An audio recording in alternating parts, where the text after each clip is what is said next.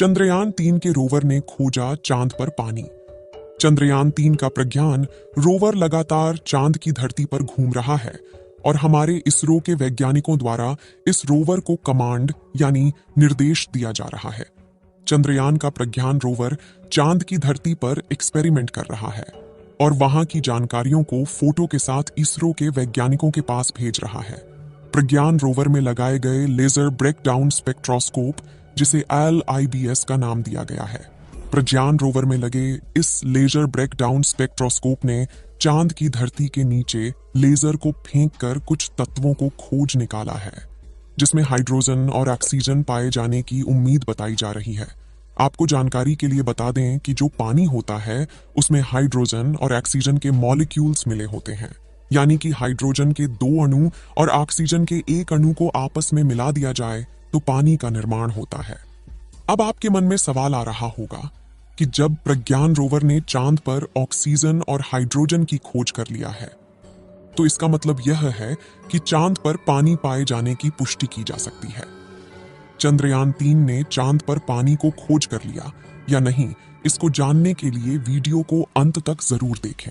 इसरो के वैज्ञानिकों ने यह भी बताया है कि इस समय चंद्रयान के रोवर के सामने मुसीबत मंडरा रही है, जिसका सामना करते हुए अपने मिशन को 14 दिनों के अंदर पूरा करना होगा। इसरो ने जानकारी देते हुए बताया कि हाल ही में प्रज्ञान रोवर के सामने 4 मीटर का लंबा गड्ढा आ गया था। जो तस्वीर इस समय आप अपने मोबाइल फोन पर देख रहे हैं, यह वही गड्ढा है जो प्रज्ञान रोवर के सामने आया था और इस गड्ढे की चौड़ाई लगभग 4 मीटर है। इस गड्ढे की तस्वीर को विक्रम लैंडर में लगे हाई रेजोल्यूशन कैमरा द्वारा लिया गया है। फिर भी प्रज्ञान रोवर सावधानी दिखाते हुए गड्ढे के बगल के रास्ते को चुना और इस समय चांद की धरती के लगातार रहस्यमयी खुलासे कर रहा है। चंद्रयान 3 के प्रज्ञान रोवर ने चांद पर किन किन तत्वों को खोजा है, उसको बताने से पहले हम आपको कुछ जानकारियां देते हैं। दोस्तों, हमारा विक्रम लैंडर चांद की सतह पर 23 अगस्त 2023 के दिन शाम के लगभग 6:04 पर सफलतापूर्वक सॉफ्ट लैंडिंग किया था और यह इतिहास में पहली बार हुआ है, क्योंकि आज तक भारत के अलावा किसी भी देश ने चांद के इस भयानक दक्षिणी इलाके में उतरने की हिम्मत नहीं की। लेकिन फिर भी भारत ने चांद के दक्षिणी ध्रुव पर भारत का झंडा लहराकर इतिहास में अपना नाम दर्ज कर दिया है। चांद के इस इलाके में काफी ज्यादा बड़े बड़े क्रेटर यानी गड्ढे मौजूद है, जिसमें पानी पाए जाने की संभावना है।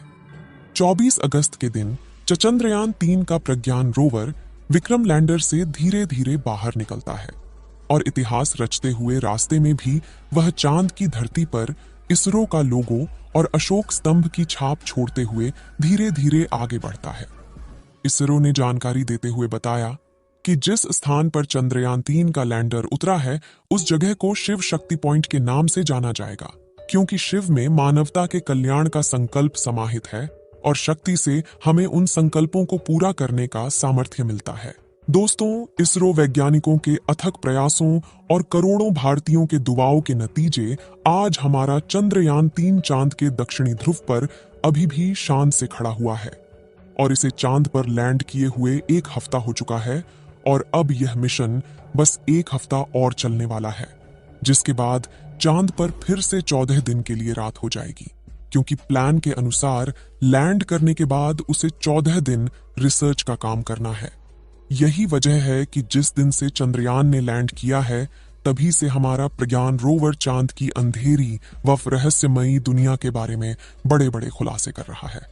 इसके साथ ही यह चांद की जमीन पर भारत की एक ऐसी अमिट छाप छोड़ रहा है जो आने वाले कई सालों तक नहीं मिटेगी।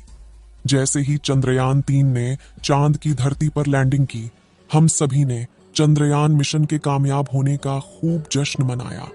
लेकिन सही मायनों में देखें तो यह मिशन वहां पूरा नहीं हुआ था, बल्कि लैंडिंग करना तो इस मिशन का सिर्फ एक हिस्सा था, जबकि आगे बहुत काम किया जाना बाकी है।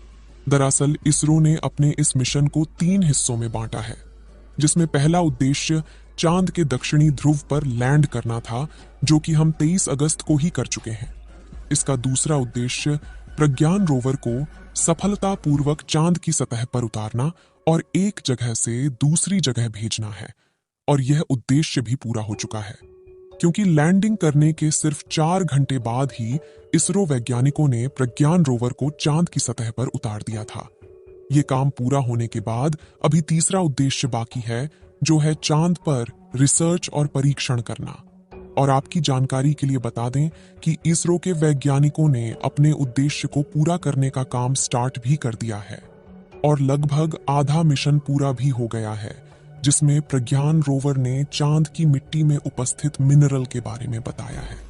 चंद्रयान 3 ने कुछ मिनरल के बारे में पता लगाया है, जिनमें aluminium, calcium, iron, chromium, titanium, manganese, silicon और ऑक्सीजन भी शामिल है। इसके बाद इसरो ने बताया कि प्रज्ञान रोवर और विक्रम लैंडर में लगा पेलोड उपकरण एक्टिवेट कर दिया गया है और सारे सिस्टम एकदम सही तरीके से काम कर रहे हैं। तो अब यह सवाल आता है कि रोवर चांद के इस इलाके में इसके अलावा कौन कौन सी रिसर्च करने वाला है। चलिए दोस्तों, पहले हम आपको प्रज्ञान रोवर के बारे में थोड़ा जानकारियां देते हैं, क्योंकि यह एक बहुत ही खास रोवर है और इस वीडियो से जुड़े सभी सवालों के जवाब भी इसी में छुपे हुए हैं। असल में दोस्तों, प्रज्ञान रोवर एक रोबोटिक रोवर है जो अपना सारा काम खुद से निपटा सकता है। और सबसे अच्छी बात यह है कि यह पूरी तरह मेड इन इंडिया है, यानी इसमें लगा एक एक साइंटिफिक उपकरण इंस्ट्रूमेंट इंडिया में ही बनाया गया है। इसके अलावा अगर बात करें तो इसकी लंबाई 91.7 सेंटीमीटर, चौड़ाई 75 सेंटीमीटर और ऊंचाई 39.7 सेंटीमीटर है। साथ ही इसका वजन 26 किलोग्राम है। यहाँ गौर करने वाली बात यह है कि 26 किलोग्राम का वजन पृथ्वी पर है।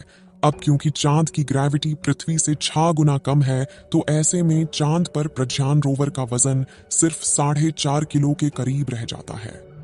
नेविगेशन के लिए इसमें पीछे की तरफ 2 कैमरे लगाए गए हैं, जिनके नाम नेविगेशन कैमरा लेफ्ट और नेविगेशन कैमरा राइट है।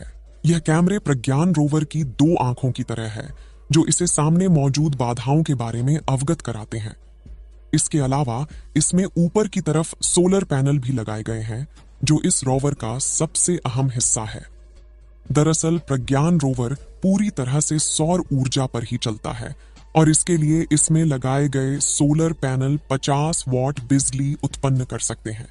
इसके अलावा इसमें एक एंटीना भी लगाया गया है, जिसके द्वारा यह जानकारी को विक्रम लैंडर के पास भेजता है और विक्रम लैंडर चांद का चक्कर लगा रहे ऑर्बिटर के पास जानकारी भेजता है और ऑर्बिटर उसे जानकारी को इसरो के वैज्ञानिकों के पास भेज देता है। चंद्रयान 3 ने ऑक्सीजन की खोज कर ली है। अगर यह चांद पर हाइड्रोजन की खोज कर ले तो चांद पर पानी की पुष्टि की जा सकती है।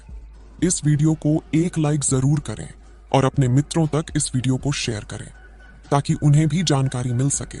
और भी नॉलेजेबल वीडियो के लिए अपने भरोसेमंद चैनल को सब्सक्राइब जरूर करें।